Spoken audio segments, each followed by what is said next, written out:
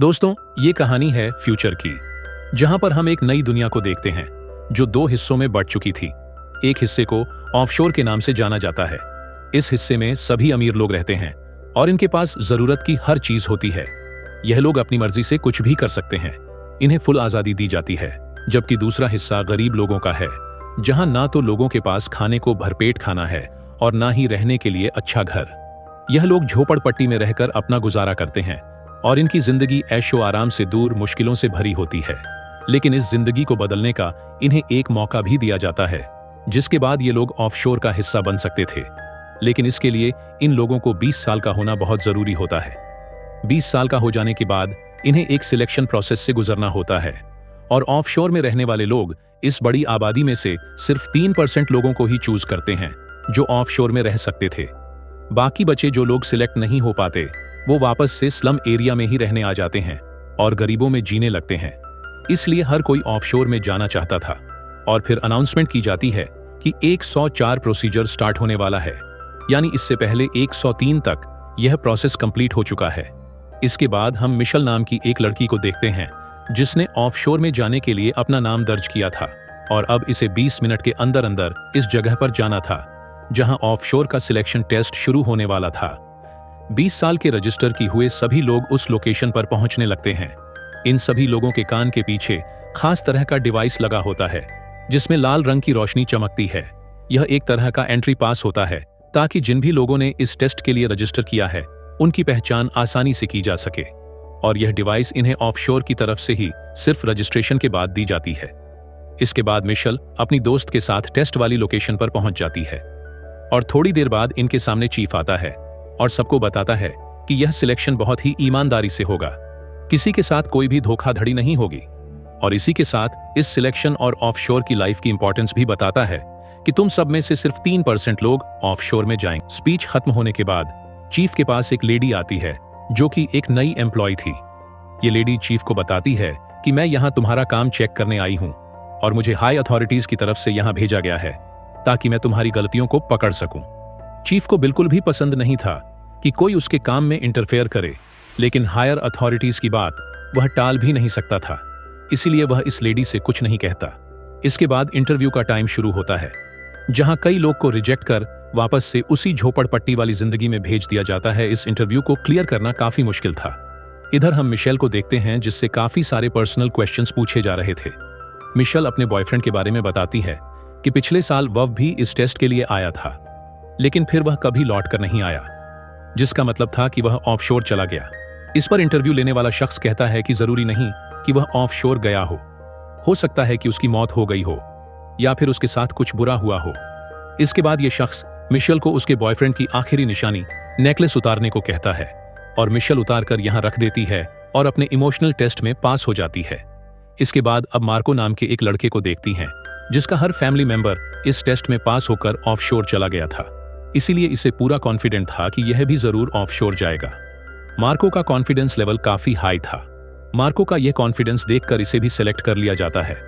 और फिर हम एलेक्स नाम के एक लड़के को देखते हैं जो किसी भी तरह ऑफशोर में जाना चाहता था, इसलिए बिना रुके बोलता ही रहता है और किसी भी कीमत पर इस फर्स्ट राउंड को क्लियर करना चाहता है। लेकिन उसका यह बिहेवियर इंटरव्यू लेने वाली लेडी को पसंद नहीं आता और उसे फर्स्ट राउंड में ही बाहर कर दिया जाता। एलेक्स कहता है कि अब पूरा सिस्टम ही खराब है और यह सिलेक्शन प्रोसेस भी बहुत बेकार है। यह सब सुनकर एलेक्स को बाहर कर दिया जाता है। इसके बाद हम जना नाम की लड़की को देखते हैं जो सबसे ज्यादा स्मार्ट समझदार थी और बहुत ही कम बोलती थी। इसकी इसी समझदारी के चलते इसे भी सिलेक्ट कर लिया जाता है। सभी लोग फिजिकली और मेंटली हेल्दी थे सिवाय फर्नांडो के। यह पैरों से चल नहीं सकता था, लेकिन इसकी बहादुरी हिम्मत की वजह से यह भी फर्स्ट राउंड क्लियर कर लेता है। इसी बीच ऑफशोर के लोगों को खबर मिलती है कि इनके दुश्मन रिबेलियस ग्रुप ने अपने एक आदमी को सीक्रेटली इस सिलेक्शन टेस्ट में भेजा है। ऑफशोर के लोग जल्दी से इस जासूस का पता लगा लेते हैं और इसके साथ काफी बुरा बिहेव करते हैं। उसे इतना ज्यादा टॉर्चर करते हैं कि वह सारी सच्चाई उगल देता है और बताता है कि उसके अलावा भी यहाँ एक और जासूस है जो कि रिबेलियस ग्रुप को पल पल की खबर दे रहा है। इसके बाद हम रिबेलियस ग्रुप को देखते हैं जो कि ऑफशोर का सबसे बड़ा दुश्मन था। यह ग्रुप अमीरी और गरीबी के बीच खड़ी दीवार को गिराना चाहता था। इस ग्रुप का मानना था कि जब सब लोग समान हैं तो फिर गरीब लोगों को इतनी मुश्किलें क्यों। इसके बाद जो लोग सेलेक्ट किए गए थे उन्हें दूसरे राउंड के लिए एक दूसरे रूम में ले जाया जाता है और नंबर से इन्हें एक लाइन में खड़ा कर दिया जाता है और फिर एक एक करके इनके कान के पीछे लगी डिवाइस को अच्छे से चेक किया जाता है कि कहीं कोई नकली डिवाइस लगाकर तो यहाँ पे नहीं आया है। इसलिए डिवाइस की चेकिंग की जाती है।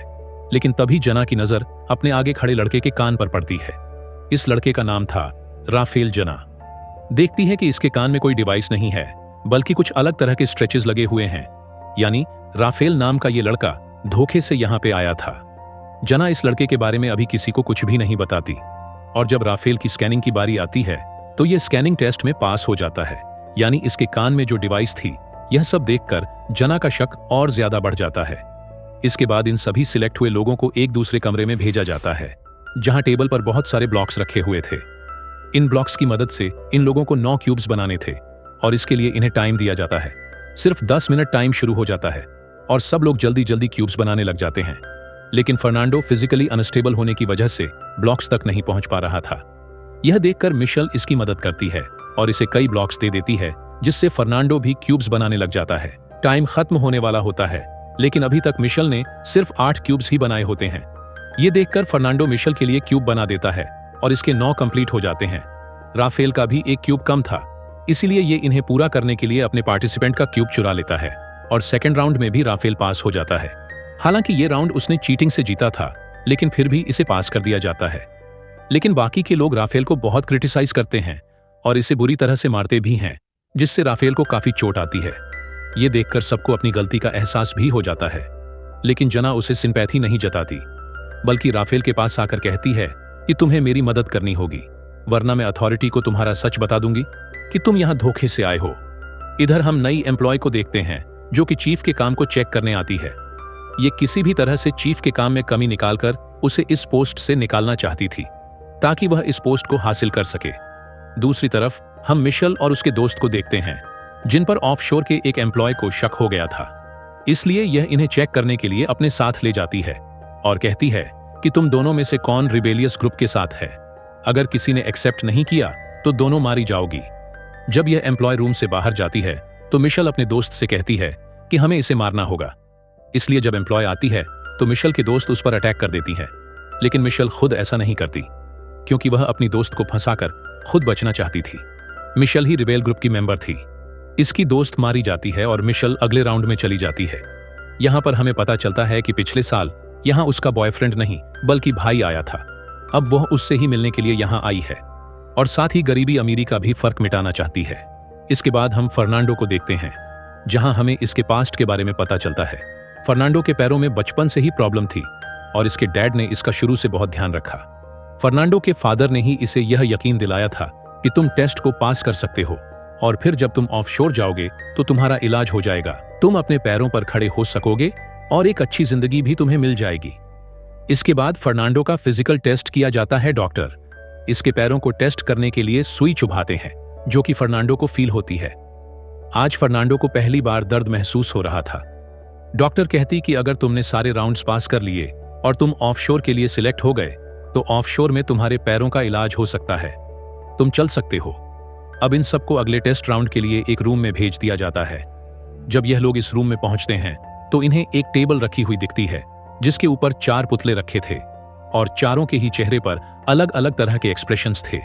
हर किसी ने अपनी कंडीशन के अकॉर्डिंग अलग अलग एक्सप्रेशन के साथ चेहरा बनाया हुआ था। इन सभी लोगों को यह टास्क दिया जाता है कि यह इन चारों पुतलों के एक्सप्रेशन को देखकर उनकी कंडीशन के बारे में बताएं कि इन्होंने किस लिए ऐसे चेहरे बनाए हुए हैं, पास्ट में इनके साथ क्या हुआ। अब सब लोग एक्सप्रेशंस की मदद से अपने अपने तरीके से कहानी बनाने लगते हैं, अपने अपने आइडियाज देते हैं।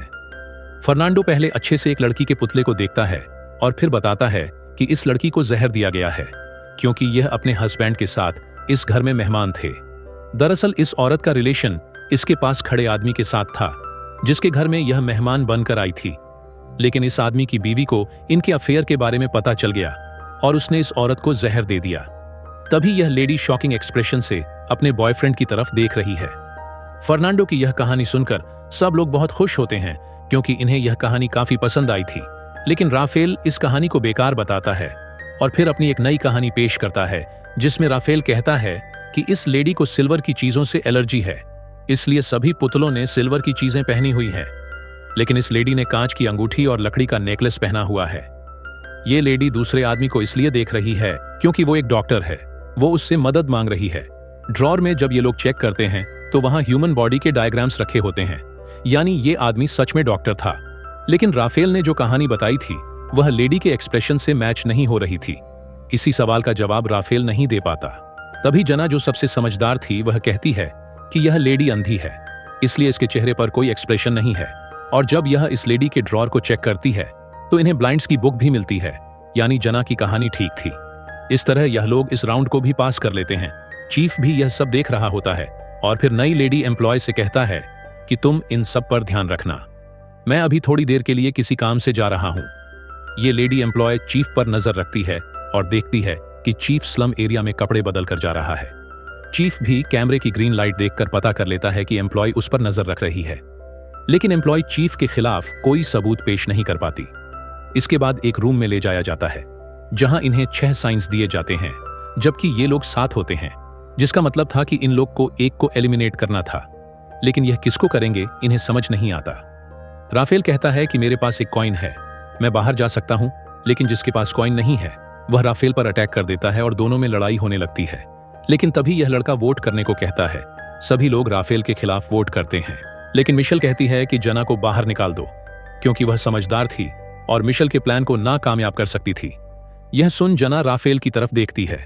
जना को राफेल की सच्चाई पता थी, इसलिए राफेल जना की साइड लेता है और फर्नांडो को बाहर निकालने को कहता है, क्योंकि यह फिजिकली ठीक नहीं था। लेकिन फर्नांडो कहता है कि मैं ऑफशोर में ठीक हो सकता हूं। इसके बाद ये लोग रिबन से एक शख्स को एलिमिनेट करने का डिसाइड करते हैं और कहते हैं कि जिसके पास सबसे छोटा रिबन आएगा वह बाहर जाएगा। और सबसे छोटा रिबन जना के पास आता है, लेकिन रूम से जाते वक्त जना एक शख्स का कॉइन चुरा लेती है और जीत जाती है, और यह मूवी यहीं खत्म हो जाती है। तो दोस्तों, कैसी लगी आपको यह मूवी? कमेंट सेक्शन में जरूर बताएं। वीडियो को लाइक और शेयर करके चैनल को सब्सक्राइब करें, बेल आइकॉन प्रेस करें, जिससे आपसे आने वाली वीडियोस मिस ना हो। मिलते हैं आपसे अगली वीडियो में। बाय।